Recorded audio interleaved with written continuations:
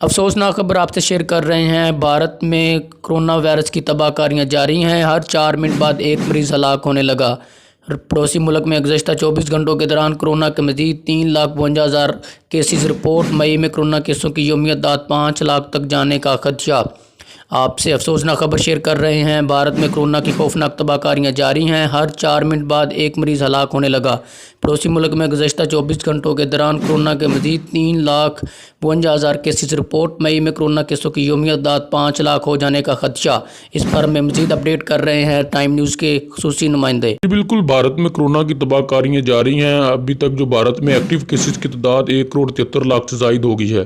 امریکی میڈیا کا دعویٰ ہے کہ بھارت میں کورونا سے موات کی تعداد بہت زیادہ ہے۔ برطانوی ماہرین نے خدشہ ظاہر کیا ہے کہ مئی کے پہلے ہفتے کے دوران بھارت میں کورونا کیسوں کی روزانہ تعداد 5 لاکھ تک ہونے کا امکان ہے۔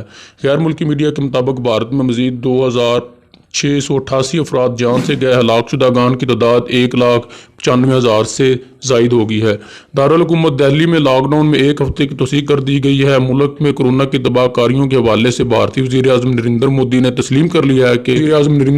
تسلیم کیا ہے کہ یہ کورونا کی تیسری لہر نے بھارت سمیت پوری دنیا کو